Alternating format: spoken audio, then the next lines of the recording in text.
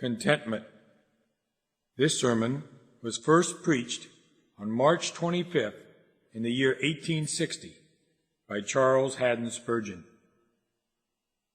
The text for today comes from the book of Philippians, Philippians chapter 4, verse 11. I have learned to be content, whatever the circumstances. I have learned to be content, whatever the circumstances. The Apostle Paul was a very educated man, but one of his greatest attainments in his studies was this: he had learned to be content. This kind of knowledge is far better than much that is acquired in schools. Their highly educated may diligently look upon the past, but too often those who gather the relics of antiquity with enthusiasm are thoughtless about the present and neglect the practical duties of daily life. Their knowledge may open up the dead languages to those who will never derive any living benefit from them. It is far better to have the education of the apostle. It was a thing that had present value, and also it was useful for all generations. One of the rarest, but one of the most desirable accomplishments. I rank the greatest philosopher and the most scholarly of our Cambridge men at the lowest level when compared with this educated apostle. For this surely is the highest degree in humanities to which a person can possibly attain, to have learned that whatever the circumstances, to be content. You will immediately see from just a casual reading of the text that contentment in all circumstances of life is not the natural tendency of man. Unwanted weeds grow very quickly. Greed, discontent, and murmuring are as natural to man as weeds are to the soil. You have no need to sow weeds. They grow naturally, because they are native to the earth, upon which rests the curse. In the same way, you have no need to teach men and women to complain. They complain easy enough without any education. But the precious things of the earth must be cultivated. If we want wheat, we must plow and sow. If we want flowers, there must be a garden and all the gardener's care. Now, contentment is one of the flowers of heaven, and if we want to have it, it must be cultivated. It will not grow in us naturally. It is the new nature and the new nature alone that can produce it. And even then we must be especially careful and watchful that we maintain and cultivate the grace which God has sown in it. Paul says, I have learned to be content, which is saying that he wasn't always content, but that it cost him some pains to attain to the mystery of that great truth of contentment. No doubt he sometimes thought he had learned contentment, but then was dissatisfied with the circumstances of his life. Most likely, like boys at school, he had to have his knuckles rapped a few times. Frequently, Paul found that it was not easy learning to be content. And finally, when he had mastered it and could say, I have learned to be content, whatever the circumstances, by that time he was an old gray-headed man at the very edge of the grave, a prisoner locked up in Nero's dungeon in Rome. We too might be willing to endure Paul's weaknesses, his trials and persecutions, and share the cold dungeon with him, if we might in some way achieve such a degree of contentment. Don't any of you indulge in the silly notion that you can become content without the process of learning to be content, or learn without discipline. Contentment is not a quality that comes naturally, but a discipline to be acquired gradually. The very words of the text might suggest this, even if we did not know it from experience. We do not need to be taught to spread rumors, but we must be taught to submit in the will and good pleasure of the Lord our God. When the apostle had uttered these words, he immediately gave a commentary on them. Read the 12th verse. I know what it is to be in need. I know what it is to have plenty. I have learned the secret of being content in any and every situation, whether well-fed or hungry, whether living in plenty or in want. Notice first that the apostle said he knew what it was to be in need, to be humbled. The apostle said he knew what it was to be in need, to be humbled. This is wonderful knowledge. When everyone honors us, then we may easily be content. But when the finger of scorn is pointed at us, when our character is slandered, and men hiss at us behind our backs, then it will require a good understanding of the Word of God to be able to endure that with patience and with cheerfulness. When we have all of our needs met and are increasing in status, honor, and in the esteem of others, then again it is easy to be content. But when we have to say with John the Baptist, I must decrease, or when we see some other servant advanced in our place, and another man holding the hand that we long to hold, then it is not easy to sit still, and without envy in our hearts to cry out with Moses, I wish that all the Lord's people were prophets. To hear another man praised at your own expense, to find your own virtues ignored in order to describe the superior qualities of some new rival, to be able to bear this with joy and thankfulness and to praise God is beyond human nature.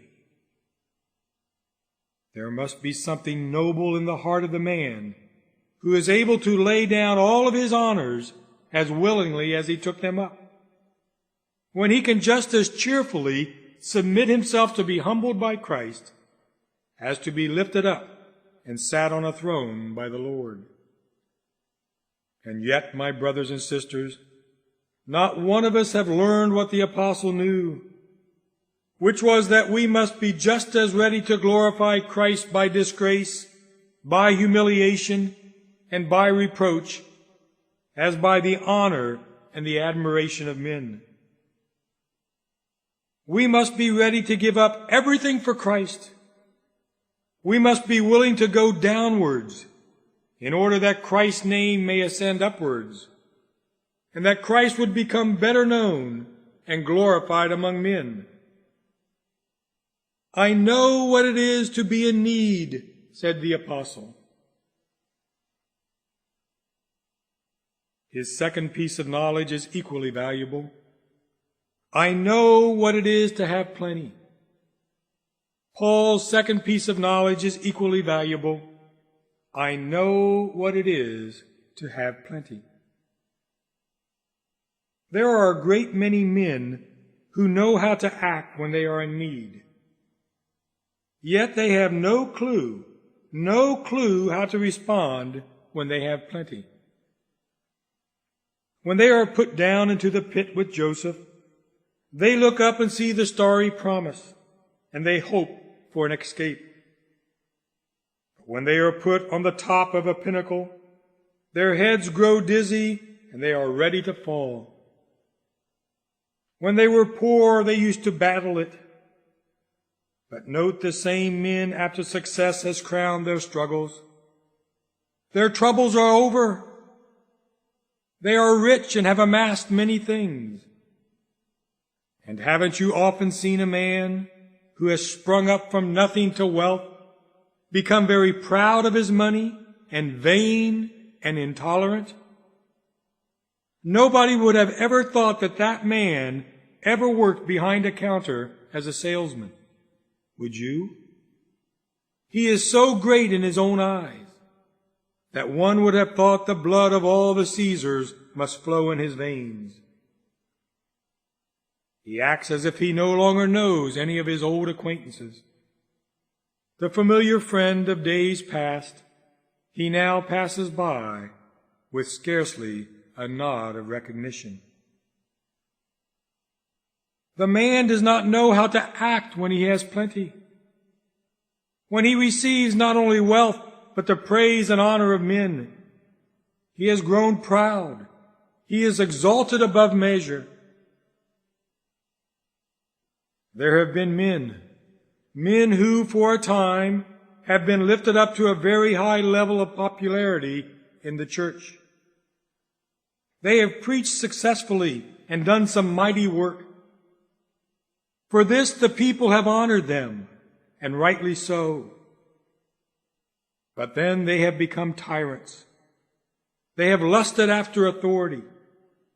They have looked down contemptuously on everybody else, as if other men were nothing but small pygmies, and they were huge giants. Their conduct has been intolerable, and they soon were cast down from their high places, because they did not know how to act when they had plenty.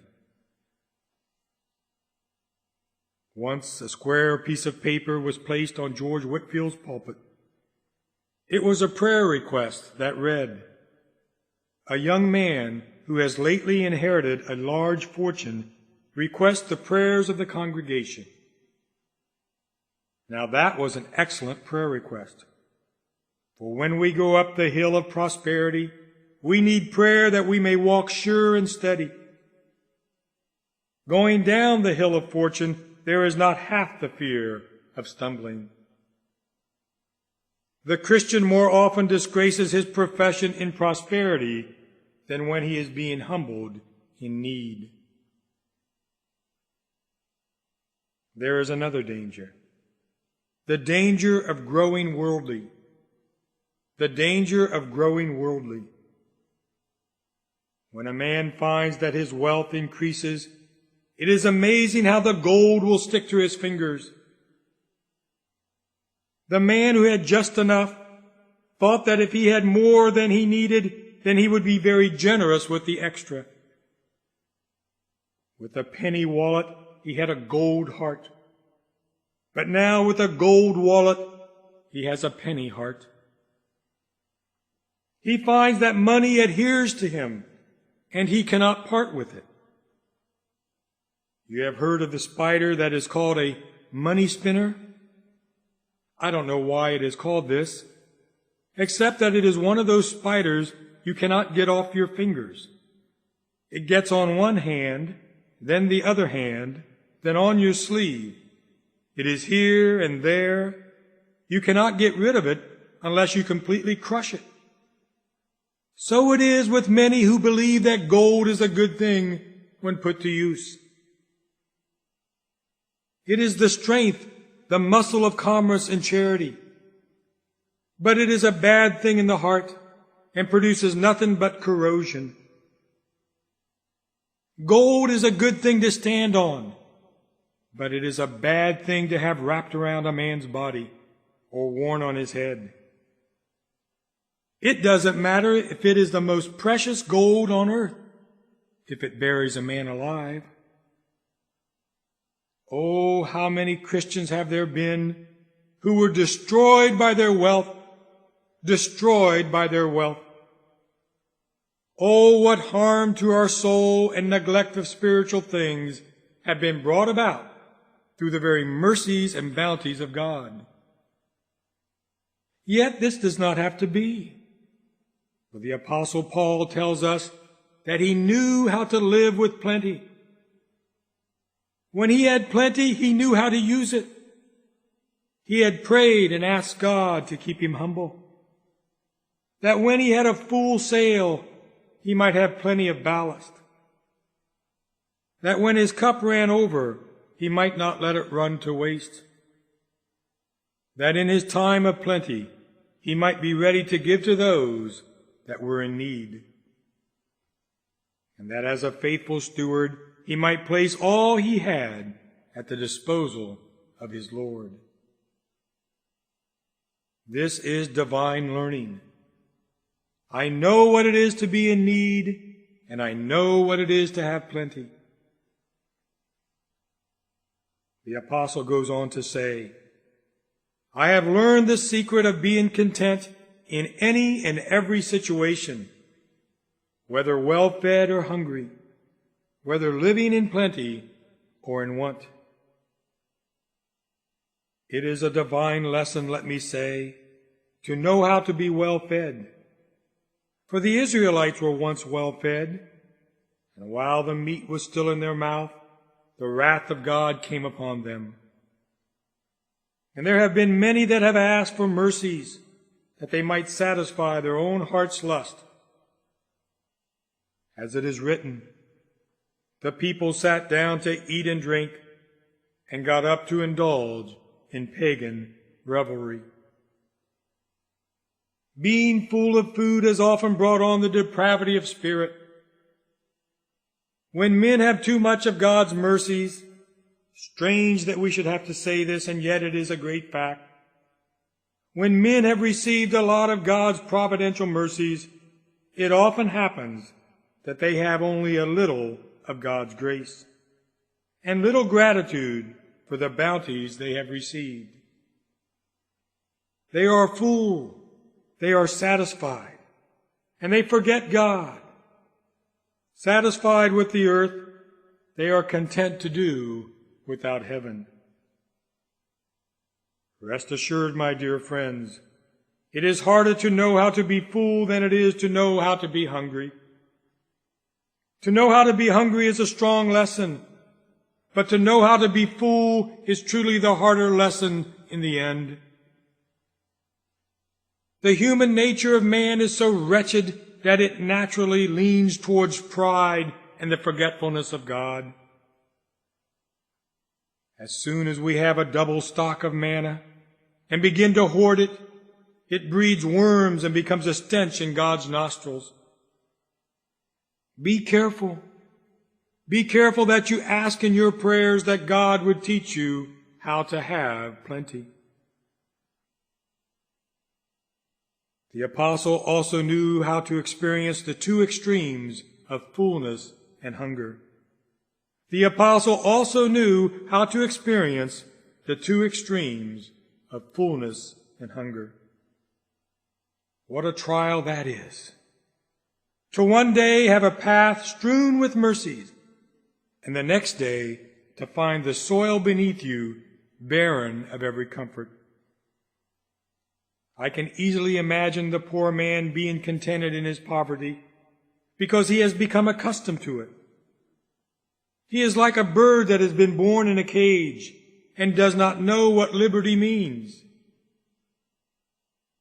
But for a man who has had a good portion of this world's material wealth, and thus has had plenty, to be brought to absolute poverty, well, he is like the bird that once soared high above the earth, but is now living in a cage.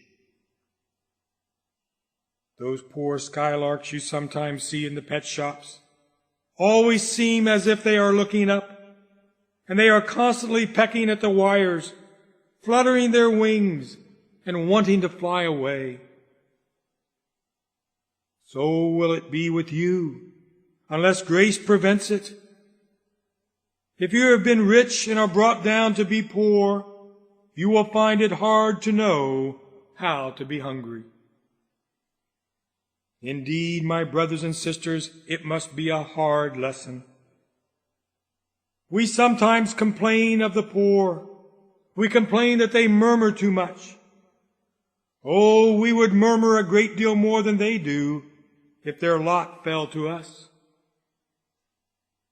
To sit down at the table where there is nothing to eat, and 5 or 6 little children crying for bread, would be enough to break the father's heart. Or for the young mother, when her husband has been suddenly carried to the grave, to gaze around on the gloom-stricken home, pressing her newborn infant to her breast, and look upon the others, with her widowed heart remembering that they are without a father to provide for their livelihood. Oh, we need a lot of grace to know how to be hungry. And for the man who has lost his job and has been walking all over the city, perhaps 1,000 miles, trying to find another job, and he cannot find one. Then to come home and know that when he faces his wife, her first question will be, "Have you brought home any bread?" And then, "Have you found any work to do?" And then to have to tell her, "No, there have been no doors open to me." It is hard to learn to be hungry and to bear it patiently.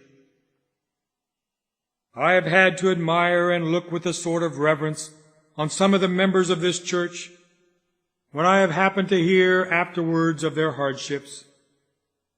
They would not tell anyone, and they would not come to me, but they endured their pains in secret, struggled heroically through all their difficulties and dangers, and came out more than conquerors.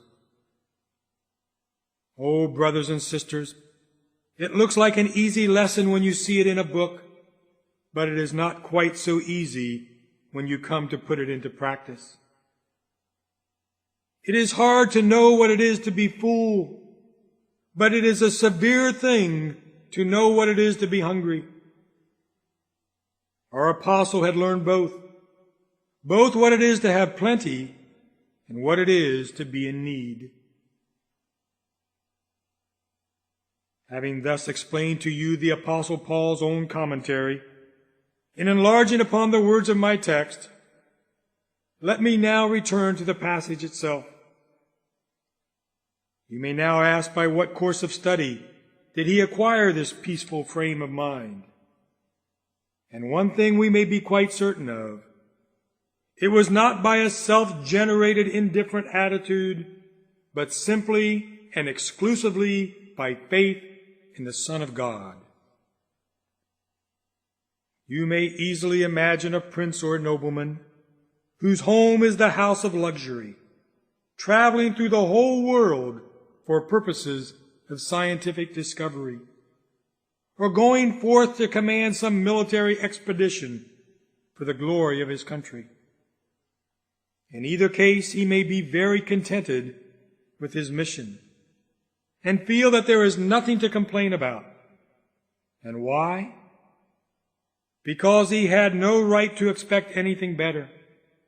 Because there was no task in the world that could compare with his rank, his fortune, or his social position at home.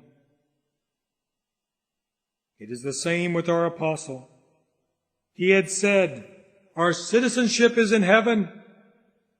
He was content traveling throughout the earth as a pilgrim and a stranger, and to be treated as such.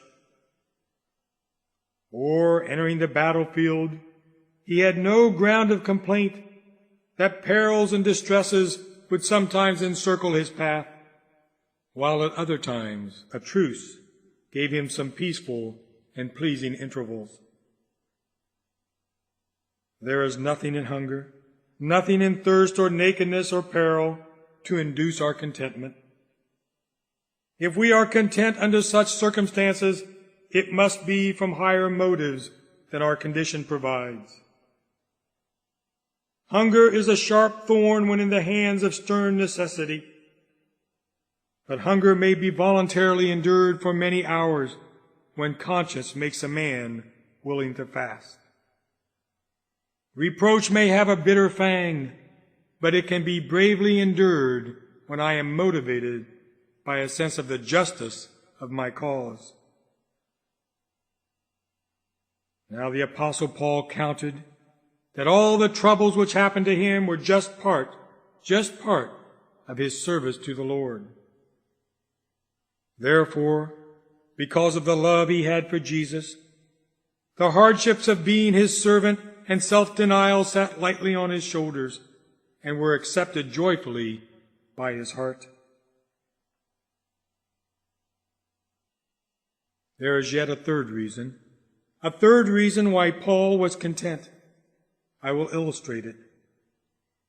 Many an old war veteran takes great pleasure in recounting the dangers and sufferings of his past life. Many an old war veteran takes great pleasure in recounting the dangers and sufferings of his past life. He looks back with more than contentment, oftentimes with self-congratulation, upon the terrible dangers and distresses of his heroic career.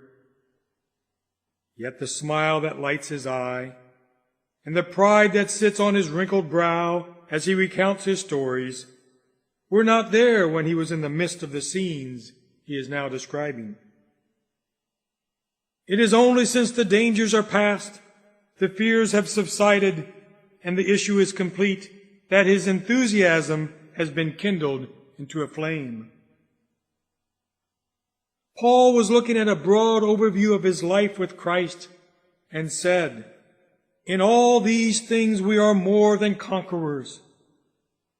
Witness his voyage to Rome, when the ship in which he sailed was caught and driven before a stormy wind, when darkness covered the skies, when neither sun nor stars appeared for many days, when every heart lost hope, he alone persevered with courage.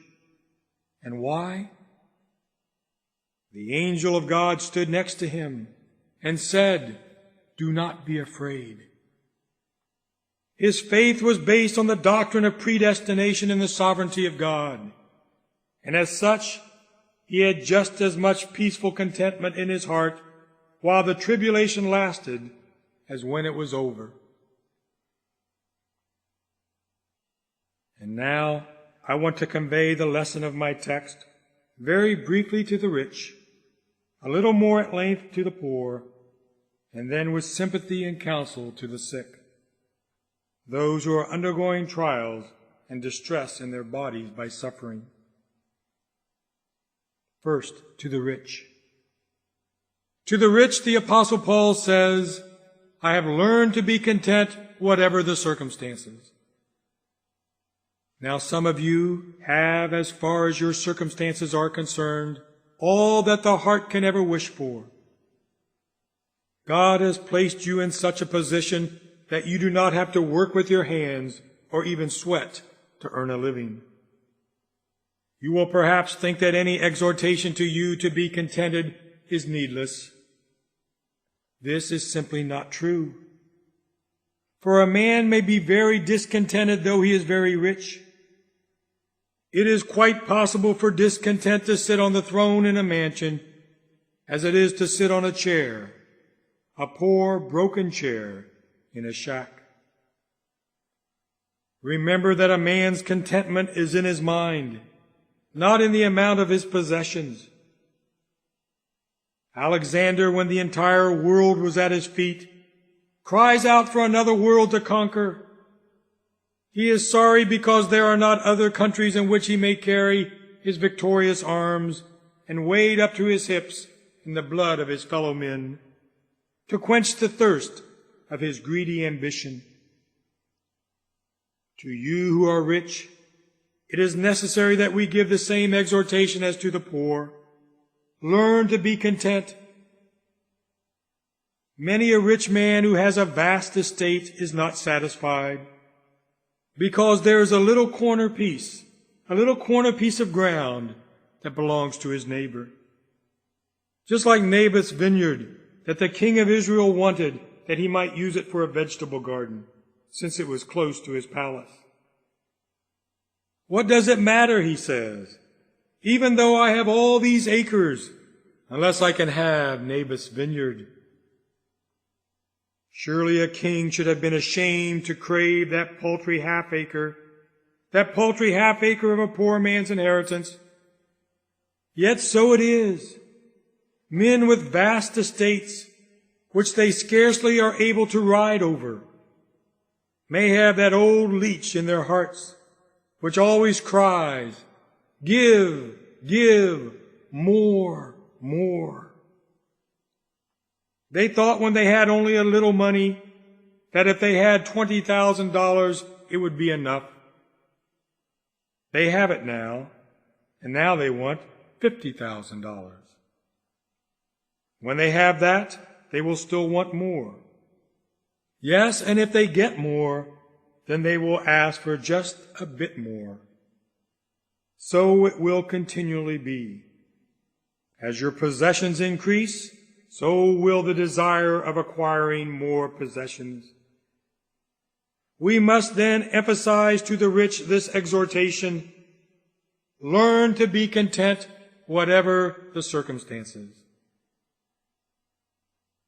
Besides, there is another danger that frequently awaits the rich man. When he has enough wealth and property, he does not always have enough honor. If the queen would only make him a justice of the peace for the county, how glorious would my lord become!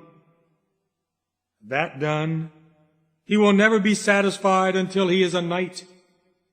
And if he were a knight, he would never be content until he became a baron. And my lord would never be satisfied until he was an earl. Nor would he even then be quite content, unless he could be a duke. Nor would he be quite satisfied then, unless there was a kingdom for him somewhere. Men are not easily satisfied with honor. The world may bow down at a man's feet. Then he will ask the world to get up and bow again. And so keep on bowing forever, for the lust of honor is unquenchable. Man must be honored, and though King Ahasuerus made Haman the most elevated man in the empire, yet all this was nothing. Nothing so long as Mordecai did not bow down to my lord Haman. Oh, learn, my brothers and sisters, in whatever circumstances you are, to be content. And here let me pause to speak to the elders and deacons of this church. To the elders and deacons of this church, brothers, learn to be content with the office you hold, not envious of any superior honor to exalt yourselves. I turn to myself. I turn to the ministry. I turn to all of us in our ranks and degrees in Christ's church. We must be content with the honor God is pleased to confer on us. No, let us think nothing of honor, but be content to give it all up, knowing that it is nothing but a puff of wind after all. Let us be willing to be the servants of the church and to serve them for nothing, if need be, even without the reward of their thanks. May we only receive in the end only the praise from the lips of the Lord Jesus Christ. We must learn to be content, whatever the circumstances. I now desire to counsel the poor. I now desire to counsel the poor. I have learned, said the apostle, to be content whatever the circumstances. A very large number of my present congregation belong to those who work hard and who, perhaps without any unkind intention on my part, may be put into the category of the poor. They have enough, barely enough, and sometimes they are even reduced to a poverty level. Now remember, my dear friends, you who are poor, there are two sorts of poor people in the world. Two sorts of poor people in the world. There are the Lord's poor, and there are the devil's poor. As for the devil's poor, they become poor by their own idleness, their own vice, their own extravagance. I have nothing to say to them today. There is another class, the Lord's poor. They are poor through difficult providences, poor but industrious, laboring to do all things honestly in the sight of all men, but yet they still continue through an inscrutable providence to be numbered with the poor and the needy. Brothers and sisters, you will excuse me in exhorting you to be contented. And yet why should I ask to be excused? Since it is a part of my responsibility to stir you up to everything that is pure and lovely and admirable. I implore you, in your humble sphere, cultivate contentment. Do not be idle. Seek, if you can, by superior skill, steady perseverance, and moderate thriftiness, to raise your position. Do not be so extravagant as to live entirely without care or carefulness. For he that does not provide for his relatives, and especially for his immediate family, he has denied the faith and is worse than an unbeliever. But at the same time, be contented. And where God has placed you, strive to adorn that position. Give thanks to him and bless his name. And shall I give you some reasons for doing so? Listen. Remember that if you are poor in this world, so was your Lord. That if you are poor in this world, so was your Lord. A Christian is a believer who has fellowship with Christ, but a poor Christian has in his poverty a special strain of fellowship with Christ opened up to him. Your master wore peasant's clothing, spoke with a peasant's tone of voice. His companions were the hard-working fishermen.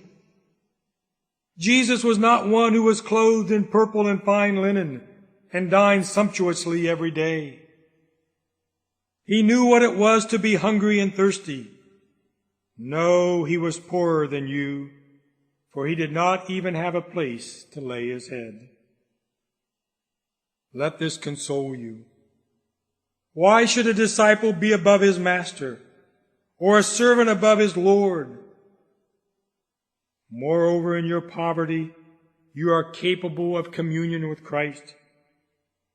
You can say, was Christ poor? Now I can sympathize with him in his poverty. Was he weary? Did he sit to rest by the well? I am weary too, and I can have fellowship with Christ in that sweat which he wiped from his brow. Some of your brethren cannot experience what you can. It would be wrong of them to attempt to do it, for voluntary poverty is voluntary wickedness. But inasmuch as God has made you poor, you have a capacity for walking with Christ where others cannot. You can go with him through all the depths of care and woe, and almost follow him into the wilderness of temptation when you are in your poverty and difficulties because of the lack of bread. Let this always cheer and comfort you, and make you happy in your poverty, because your Lord and Master is able to sympathize as well as to help. Permit me to remind you again that you should be contented, because otherwise you would contradict your own prayers. Let me remind you that you should be contented, because otherwise you will contradict your own prayers. You kneel down in the morning and you say, "Thy will be done." Suppose you then get up and want your own will, and rebel against the sovereign will of your heavenly Father. Haven't you made yourself out to be a hypocrite? The language of your prayer is at variance with the feeling of your heart. Let it always be sufficient for you to think that you are where God puts you. Haven't you heard the story of the heroic boy? That heroic young boy on board the burning ship? When his father told him to stand in a certain part of the vessel, he would not move until his father told him, but stood still when the ship was on fire. Though warned of his danger, he held his ground. Until his father told him to move, there he would stay. The ship was blown up, and he perished in his faithfulness. And shall a child be more faithful to an earthly parent than we are to our Father who is in heaven? He has ordered everything for our good, and can he ever forget about us? Let us believe that whatever God appoints for us is best. Let us choose rather to do his will than our own. If there were two places, one a place of poverty and another a place of riches and honor, if I could have my choice, it would be my privilege to say, yet not as I will, but as you will. Another reflection suggests itself. If you are poor, you should be contented with your position because, depend on it, it is best for you. If you are poor, you should be contented with your position because, and depend on it, it is best for you. Absolute perfect wisdom determined your destiny. If you were rich, you would not have as much grace as you now have. Perhaps God knew that if he didn't make you poor, he would never get you to heaven at all. And so he has kept you where you are, that he may bring you to his kingdom. Suppose there is a ship fully loaded with a heavy cargo to be brought up a river. And in one part of the river there is a very shallow area. Should someone ask, why does the captain steer his vessel through the deepest part of the channel? His answer would be, because I would never get it into harbor if I did not take it by this course. So it may be with you, that you would remain aground and suffer shipwreck if your divine captain did not always make you trace the deepest part of the water and make you go where the current ran with the greatest speed. Some plants die if they are exposed too much.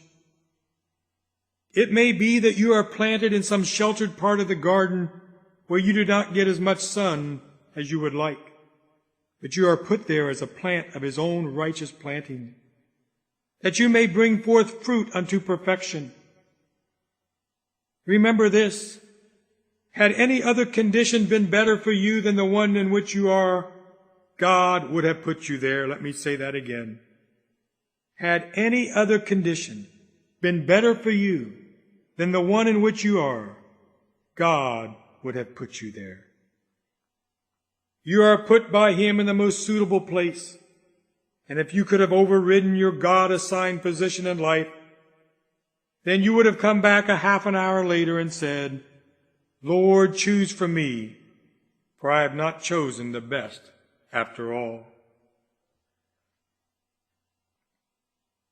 You have heard perhaps that old Aesop's fable, where some men complained to the god Jupiter of their afflictions in life, and the god in anger told every one of them to get rid of his affliction and take one that they would like better. They all came and planned to do so. There was a man who had a lame leg, and he thought he could do better if he had a blind eye.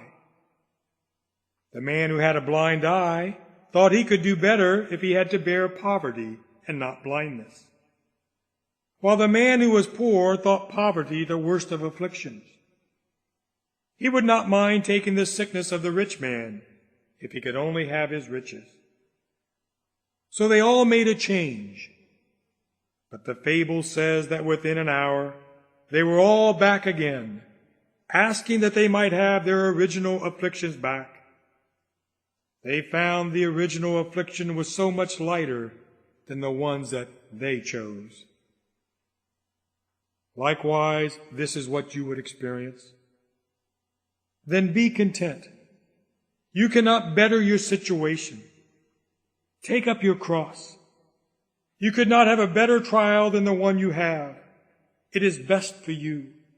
It sifts you the most. It will do you the most good and prove the most effective means of making you perfect in every good word and work to the glory of God. And surely, my dear friends, if I need to add another argument why you should be content, it would be this: whatever your trouble, it is not for long. Whatever your trouble, it is not for long.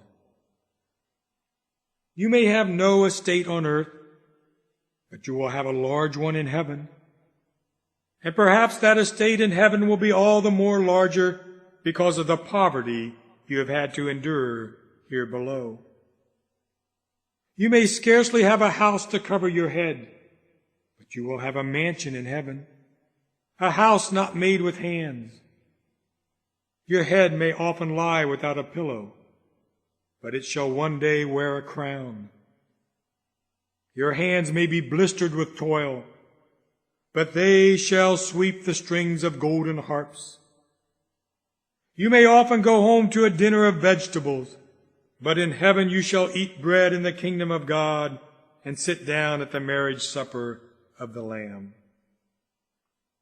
The way may be rough, but it cannot be long. We will smooth it with hope and cheer it with song. Yet in a little while the painful conflict will be over. Courage, my friends, courage! Glittering robes are prepared for conquerors. Courage, my brothers and sisters, courage! You may soon become richer than you have ever dreamed of. Perhaps even now, even today, there is only one more step between you and your inheritance. You may go home, perhaps shivering in the cold March wind, but before morning dawns you may be in your Master's arms. Be content with your circumstances then. Be content with them. Do not let the child of a king who has a glorious estate beyond the stars murmur like others. You are not so poor after all as they who have no hope. Though you seem poor, you are rich. Do not let your poor neighbors see you dejected, but let them see you in that holy calmness, that sweet resignation, that gracious submission, which makes the poor man more glorious than he that wears a crown, and lifts the son of the soil up from his rustic habitation, and sets him among the princes of the royal family in heaven. Be happy, brothers and sisters. Be satisfied and content. God wants you to learn to be content, whatever the circumstances. And now just one or two words to those who are suffering in sickness. One or two words to the sufferers. All men are born to sorrow, but some men are born to a double portion of it. Just as it is among trees, so it is among men. There are different classes. The cypress tree seems to have been created especially to stand in the graveyard and be a weeper. And there are some men and some women that seem to have been created specifically to weep. They are the Jeremiahs of our race, for they seldom know an hour free from pain. Their poor, weary bodies have dragged along through a miserable life, diseased perhaps even from their birth, suffering some serious medical condition that will not even let them know the fun or the play of youth. They grow up to grief, and each year's suffering drives its plow deeper into their brows, and they are apt, and who can blame them? They are apt to murmur, and they say, "Why am I this way? I cannot enjoy the pleasures of life as others can. Why is it this way?" "Oh," says some poor sister, "tuberculosis has overtaken me. That destructive disease has washed out the color of my cheeks.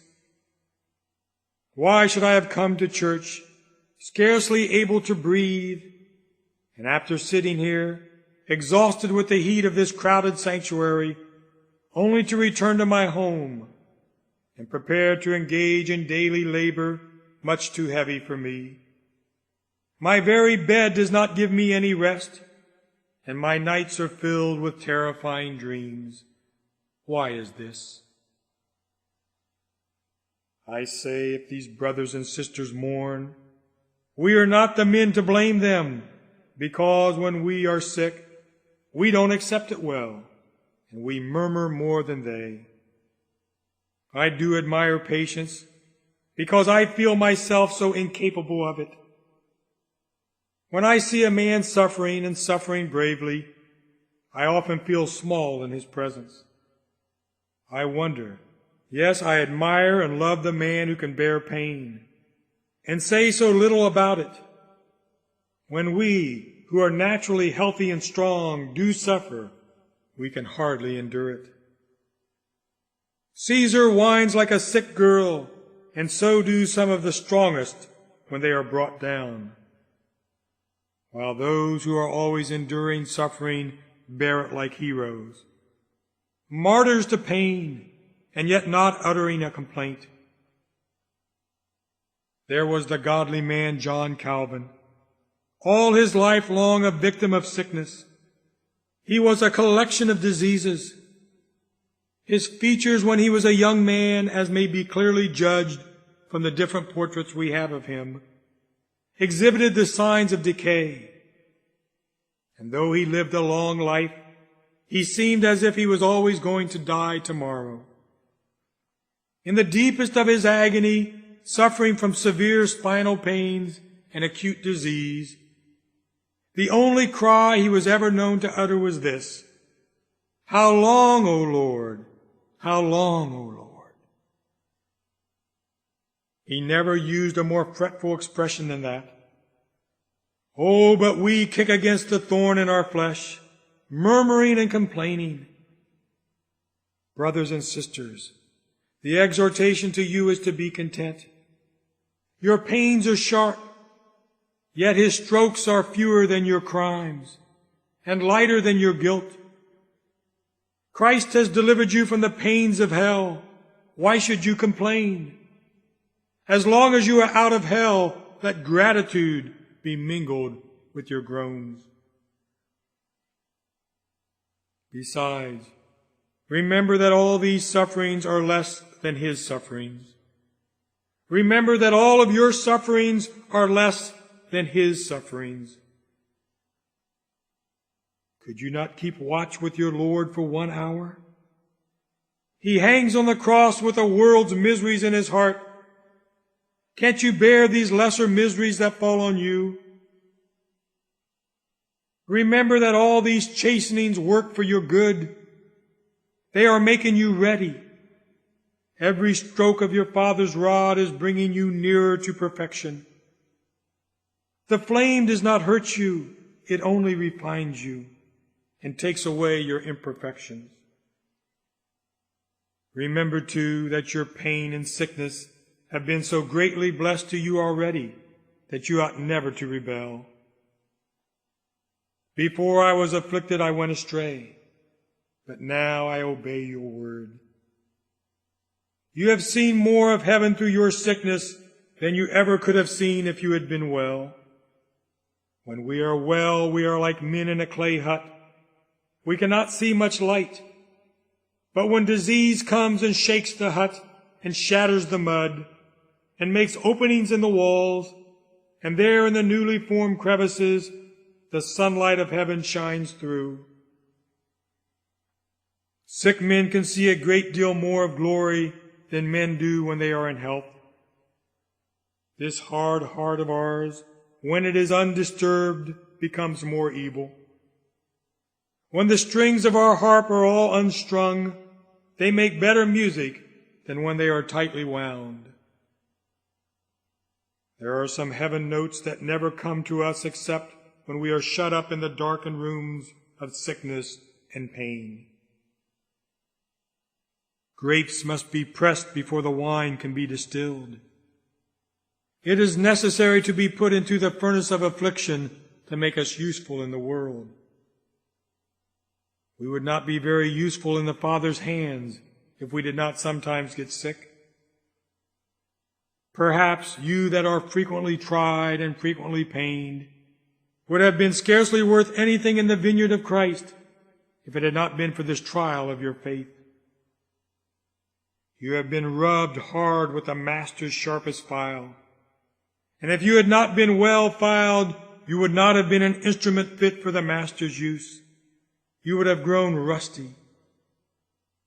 If he had kept you always free from suffering, you would have been often lacking those sweet stimulants which the physician of souls administers to his fainting patients.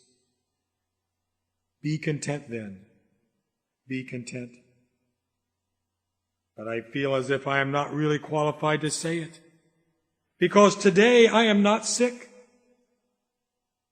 When I came to you once, directly from my bedroom of suffering, pale and thin and sick, I remember addressing you from that text, quote, "You may have had to suffer grief in all kinds of trials," end quote. On that day, I think I might justifiably have said to you, "Be content, whatever the circumstances." But now that I am not suffering myself, I do not feel as if I can say it so boldly as I could then. But nevertheless, brothers and sisters, try if you can and imitate this beloved Apostle Paul, who said, "I have learned to be content, whatever the circumstances." Before I dismiss you, there is one other sentence. You that do not love Christ, remember that you are the most miserable people in the world. Though you may think you are happy, there is not one of us that would change places with the best of you. When we are very sick, very poor, and on the very edge of the grave, if you were to step in and say to us, "Come, I will change places with you.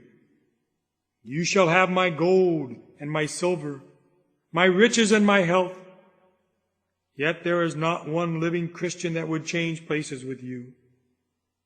We would not stop to deliberate. At once we would give you our answer. No, go on your way and delight in what you have. But all your treasures are transient. They will soon pass away. We will keep our sufferings, and you shall keep your extravagant toys. Oh, my brothers and sisters, saints have no hell except what they suffer here on earth. Sinners will have no heaven except what they have here in this poor, troublesome world. We have our sufferings here and our glory afterwards. You, without Christ, may have your glory here, but you will have your sufferings forever and ever. May God grant you new hearts and right spirits, a living faith in a living Jesus. And then I would say to you, as I have said to the rest, be content, whatever the circumstances. Amen.